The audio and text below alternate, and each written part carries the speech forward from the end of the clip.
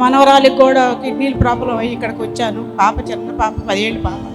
ఆ పాపకు కూడా బాగు చేశారు ప్రభు యేసయ్య గారు. మా అందరికీ మాకు ధన్యవాదాలు చెప్పుకుంటున్నాం. తీసుకొచ్చారా మీ మనవరాలు? మరి తీసుకొచ్చారు. మంచిగున్నారా? మంచిగున్నారు. వచ్చింది పాప. మరి ఈ చిన్న పాపగా కిడ్నీ ప్రాబ్లంతో రావడం జరిగింది. డిసెంబర్లో జరిగిన పరిశుద్ధాత్మ తైలాభిషేక స్వస్థత ఆరాధనలో మరి ఈ బిడ్డ పాల్గొనడం జరిగింది.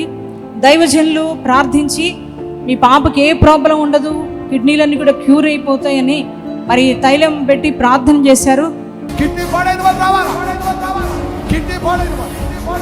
కిడ్నీ సమస్య యేసు నామములో నేను ప్రకటిస్తున్నా. కిడ్నీ ఫెయిల్ ఇప్పుడు రావా.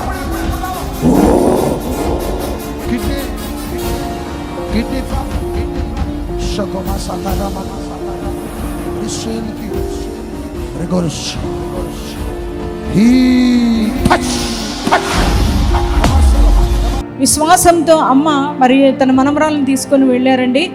మరి అమ్మ ఇస్తున్న సాక్ష్యం ఏంటంటే, మరి ఇక్కడికి వచ్చి వెళ్ళిన తర్వాత దైవజనులు ప్రార్థించిన తర్వాత ఈ పరిశుద్ధాత్మ తైలాభిషేక ఆరాధనలో నా మనవరాలు పాల్గొనబట్టి మరి ఆ కిడ్నీల ప్రాబ్లం అంతా కూడా పోయింది. ఇప్పుడు హ్యాపీగా ఉందని సాక్ష్యం ఇస్తున్నారు. కిడ్నీలు క్యూర్ అయిపోయినాయి అంటండి. మరి స్వస్థపరిచిన దేవునికి గట్టిగా చప్పట్లు కొట్టి దేవునికి స్తోత్రం చెప్తారా? Praise Lord. ఇప్పుడు ఎట్లుంది నాన్న నీకు? హ్యాపీగా ఉన్నావా? గట్టిగా చప్పట్లు కొట్టి దేవునికి స్తోత్రం చెప్తారా? Okay, right. చూడండి ఎంత గొప్ప దేవుడు అంటే మన దేవుడు.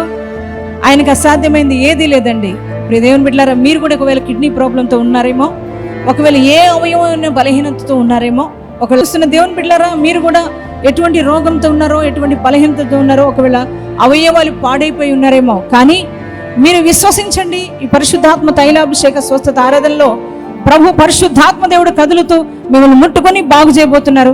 సంపూర్ణ స్వస్థత మీకు ఇవ్వబోతున్నాడు దేవాదేవుడు. నమ్మిన వారు దేవునికి స్తోత్రం చెప్దాం. హల్లెలూయా.